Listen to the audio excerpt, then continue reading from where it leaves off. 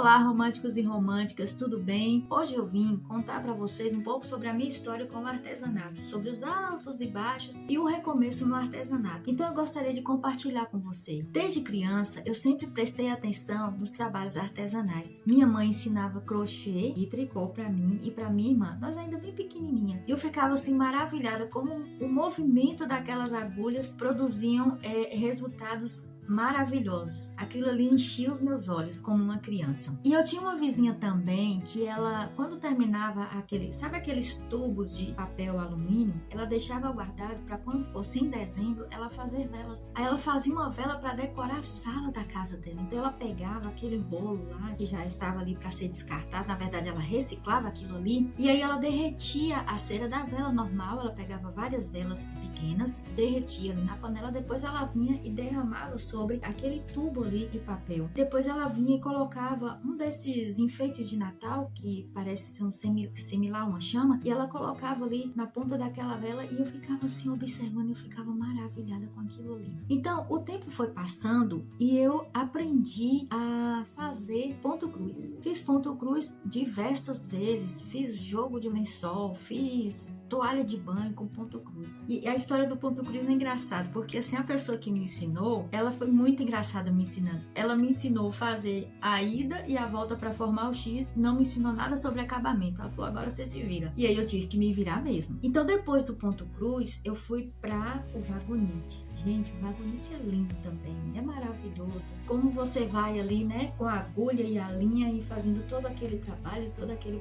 processo. E é incrível como o artesanato traz um resultado que a gente não está esperando. É tudo um misto de cores e de formas maravilhosos. Depois do vagonete, eu fui para a laçada. Me encantei com a laçada, amei a laçada e fiz jogos de toalha com laçada maravilhosos. Vendi muitos jogos de toalhas com laçada, tudo costuradinho, tudo muito bonitinho, acabamento muito bom. E com o tempo, queridos, nas minhas viagens, eu vi uma revista de biscuit ali, dentre as que estavam as revistas de ponto cruz, eu encontrei uma revistinha de biscuit. E ali eu achei lindo aquilo ali, achei interessante. Tinha um passo a passo de modelagem, o resultado dessa revista eu já nem tenho mais, porque eu acabei perdendo. Mas eu achava interessante e eu fui e comprei outras revistas de biscuit também. Aí mais à frente eu consegui entender o universo do biscuit. E naquela época, há muitos anos atrás, não tinha massa pronta como a gente vê hoje. Deixa eu pegar uma massa aqui. Não tinha massas prontas assim. Então o que a gente fazia? A gente pegava uma panela, colocava uma quantidade de cola, uma quantidade de maisena, uma quantidade de vinagre e ali mexendo na panela até dar um ponto de modelar. Esse era um processo difícil, mas tinha que ser feito, já que era necessário ter a massa. Depois que a massa esfriasse, a gente ia tingir a massa e fazer o formato dela da forma como a gente queria. Mas naquela época não tinha os cursos que tem hoje e nem as orientações que nós temos hoje. Por exemplo, eu não sabia qual cola eu deveria usar. Eu não sabia a respeito de tempo de secagem, como eu moro em Vitória da Conquista, aqui faz muito frio mesmo. Na época do frio, o biscuit demora mais de secar. E, gente, quantas encomendas eu não entreguei desmoronando porque eu não respeitei o tempo do biscuit. Você pode achar que ele está pronto porque ele está seco por fora, ele criou uma películazinha mais dura, vamos dizer assim, mas por dentro ele está úmido, ele não está firme o suficiente para ser montado, por exemplo, um topo de bolo, vamos dizer assim. Nesse tempo eu pereci muito, porque eu fazia as lembrancinhas, por exemplo, se fosse chaveiro enferrujava. Se fosse imã de geladeira, o imã não ficava fixo na geladeira. Há muitos anos atrás a gente não tinha esse imã redondinho que a gente vê hoje. Ele era compridinho e às vezes um pouco curvado. E isso acabava também dificultando a fixação dele na porta de uma geladeira. Então o imã acabava descendo ladeira abaixo na geladeira.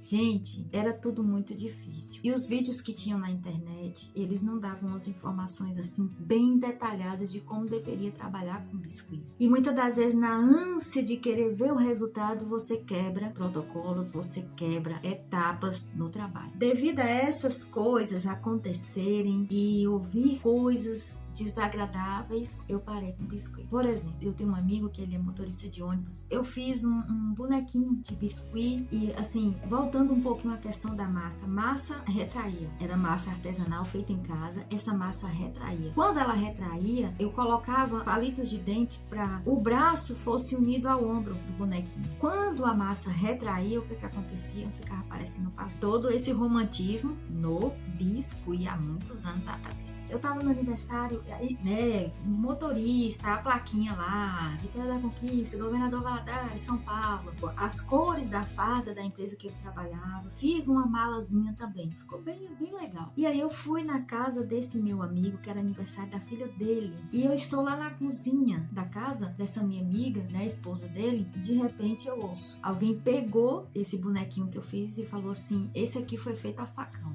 Gente, vocês não estão entendendo. Aquilo ali me paralisou de uma maneira que eu não tive mais ânimo de fazer biscoito. Críticas, elas precisam ser avaliadas na maneira de ser falada, mas também na maneira como nós falamos. E eu tenho um crivo para isso. Eu procuro analisar quem está criticando e eu procuro observar a pessoa que está me criticando, falando alguma coisa negativa a meu respeito, ou tentando me corrigir em alguma área da minha vida. Eu gosto muito de observar a vida da pessoa, porque para você falar de alguém, do outro, você precisa pelo menos ter conhecimento da realidade daquela pessoa. E qual era a realidade minha naquele momento? Eu não tinha curso, eu não tinha instrução, eu não tinha entendimento de absolutamente nada na área do biscoito. Então eu paralisei. E por último, eu ouvi: ser artesã é pedir comida para dois. Nossa, aquilo ali foi para mim um segundo, vamos dizer assim, uma segunda situação difícil de lidar, mas entrou assim no meu coração de uma forma muito paralisante, vamos dizer assim. Os anos se passaram e eu, como sempre quis fazer alguma coisa na arte, eu descambei pro MDF. Eu ficava maravilhada como é que uma peça utilitária podia ter tanta beleza, como por exemplo, puxa-saco, porta-papel toalha para cozinha, caixa de porta-joias e tantas coisas assim utilitários, porém muito bem decorados, muito bem elaborados e muito bem feitos. Aí eu comecei com o MDF, aí fui trabalhando com o MDF, fui trabalhando, ficando um tempo trabalhando só com o MDF. Quando foi agora no final de 2024, eu conheci umas empresas que trabalham com massa de biscuit e também com moldes para biscuit. Eu queria deixar uma coisa bem clara aqui para vocês, é que tem pessoas que têm preconceito. Eu vou falar de um primeiro preconceito e depois eu vou falar de um outro preconceito. O primeiro preconceito é: se usa molde não é artesanal. Eu queria te dizer uma coisa, o molde ele te auxilia, principalmente se for uma produção muito grande. Ele te auxilia maravilhosamente, mas ele também precisa de ajuda após ser moldado. Então a gente não pode discriminar a artesã que trabalha com molde. Na realidade, o biscuit é molde e mãos. Tem coisas que é só na mão e tem coisas para chegar no nível assim melhor de perfeição é no molde mesmo. Resultado, eu comecei a observar cursos, comecei a observar algumas empresas que desenvolvem molde, que desenvolvem até confeitos e caldas com muita originalidade, e eu comecei a cogitar a possibilidade de voltar com isso. Só que aí agora vem outro preconceito que eu vou te falar. 2 nichos. Eu também já ouvi dizer que a artesã não pode trabalhar com 2 nichos. Ou você se especializa em um ou você se especializa no outro. Nos 2 não pode. Aí você não vai ser uma pessoa que tem posicionamento no artesanato e ninguém vai reconhecer você como uma pessoa específica naquele trabalho, que seja especializada naquele trabalho. Resultado. O problema agora é, nesse segundo preconceito agora, o problema agora é, eu gosto demais do MDF e amo muito o biscoito. E o meu retorno pro biscuit não é para provar para ninguém que agora eu sei fazer, sabe? É um bem que eu faço para mim mesma, é um bem que eu estou fazendo para mim mesma. Não é para mostrar para quem falou que aquele boneco que eu tinha feito tinha sido feito a facão. Não.